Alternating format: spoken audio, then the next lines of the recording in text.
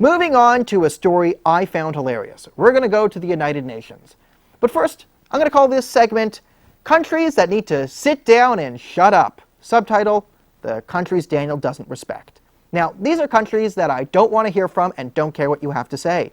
The bronze medal of my Sit Down and Shut Up award is Saudi Arabia. Saudi Arabia, murdering journalists and bloggers and human rights activists, gays, whoever it is, while currently bombing the hell out of villages in Yemen. Saudi Arabia, head of the Human Rights Council at the UN. Sit down and shut up. No one cares about your opinion. You smell. You suck. And you're evil. But they're only the bronze medal because they're evil, but they're currently not trying to destroy the West. They're just trying to destroy human rights everywhere in the Muslim world. Now, they just have no moral legitimacy. The silver medal of sit down and shut up. No one cares. The Islamic Republic of Iran, always out there whining and crying and pretending to be the good guy, while going in front of the new UN saying we're going to nuke Israel and destroy the world and death to America. Oh, by the way, we're hanging up some gays right now. You want to see our collection of dead gays? Here they are. Now, Iran, shut up. No one cares.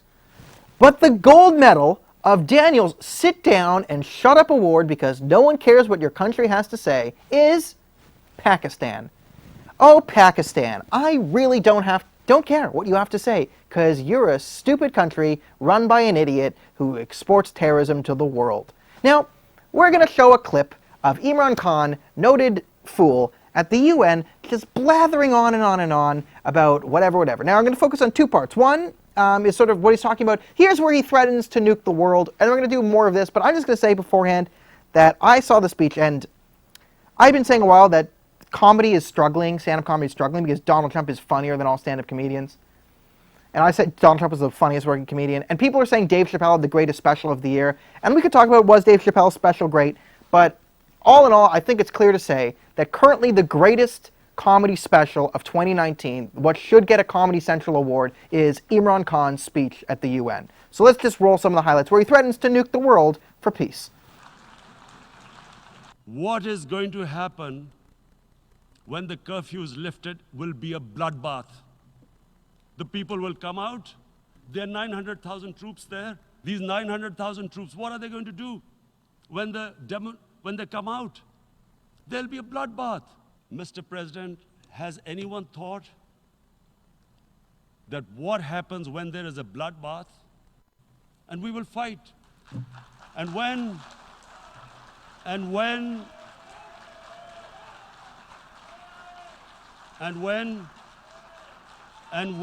a nuclear-armed country fights to the end, it will have consequences far beyond the borders.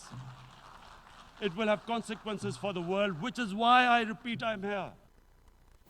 By the way, my favorite part of the clip that no one really noticed, it was the single guy from Mauritania clapping along. By the way, Mauritania, still legal to own slaves there. Thank you, Mauritania, for your input in the world. Mauritania, honorable mention in the Shut Up, No One Cares What You Have to Say awards.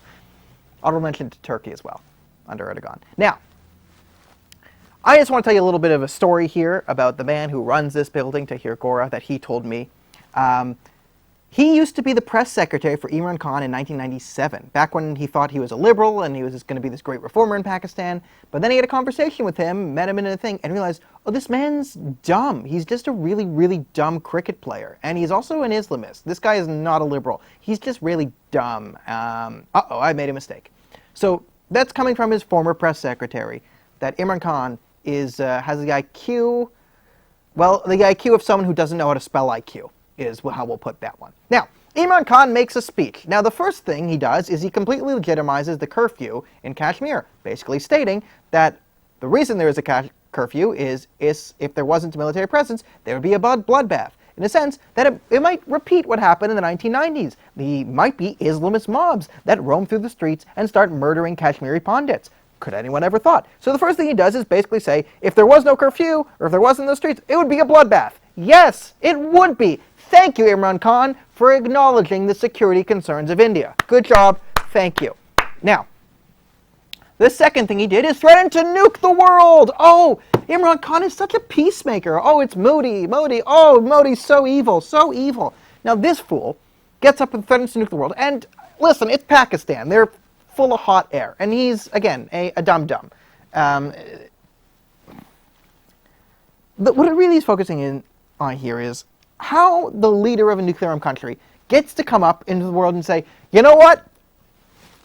Listen, hey, if Kashmir is not given to Pakistan, well, we're just going to start nuking things because that's what we do. And everyone's just like, Pakistan is so peaceful. Now, there's also a bunch of Islamophobia part of the speech. Now, the best breakdown of this speech was actually given by the Imam of Peace. So I'm just going to let's just read what his analysis was, because this is perfect. This should have been Imran Khan's speech at the UN. My name is Imran Khan. My government kills Shia Muslims, Harazia Muslims, Baloch Muslims, Ahmadiyya Muslims, Pashtun Muslims, Muhajir Muslims, Christians and Jews, Hindus, Sindhus, Sikhs, and supports China against Muslims. Also, Islamophobia bad. That's really what the speech should have been. Because, again, this is the hilarity of Pakistan. This is why Pakistan wins the gold medal of shut up, no one cares what you have to say, you have no moral legitimacy. Right? I think the evidence was when Bernie Sanders and Linda Sarsour supported Pakistan, I think everyone should have been like, all right, we're out. So Ahmadiyya Muslims, it's currently illegal to be an Ahmadiyya Muslim in Pakistan. Their mosques are destroyed all the time. It's considered blasphemy. It's a crime. It's a crime to be an Ahmadiyya Muslim in Pakistan. But this is the country that gets up and cries Islamophobia to the UN. Everything's Islamophobic. Right? They're currently brutally oppressing the Baloch people in the occupation of Balochistan, which is more Muslims they're oppressing. Right? But God forbid a Muslim is unhappy with a non-Muslim, enter Pakistan to moralize for us all. So again, let's just go back to the last segment we did, where we had Salma Atulajan, the Canadian senator, collaborating with the Consul General of Pakistan. The Consul General of Pakistan in Canada has signs in order saying Kashmir will become Pakistan. Okay? So this is Pakistan's stance. It is not that they want Kashmir independence. That's what they say. Like, that's what they know to push out in the media. That's what Linda Sarsour is smart enough to put out there. But what they're really saying, though, it's not even hard to find. Like, all you need is someone who speaks Urdu, and you realize, oh, Pakistan actually isn't pushing for independence in Kashmir. They actually want to invade and take over Kashmir. How do I know this? They say it on that sign right there. They're literally putting up a sign. And then they speak in English, oh, we're about independence and peace and self-determination. And then in Urdu, yeah, we're going to invade, Sharia law, whatever, jihad. This is the fool and he gets, oh, peacemaker, oh, Pakistan really maintaining a level head. He gets back to Pakistan and calls for a jihad in Kashmir.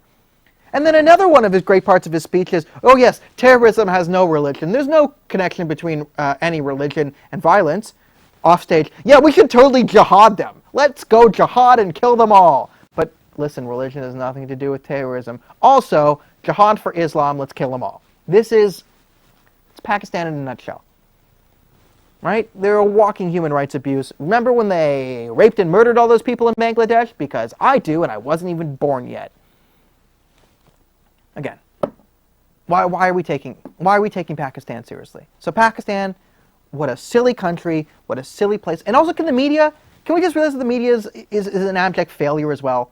The real story here is the media is an abject failure because the leader of Pakistan goes up to the UN, threatens to nuke the world, and everyone's like, what a great speech on Islamophobia. What a great speech. And Mauritania's like, yeah, human rights. Also, we have slaves. Oh, idiots.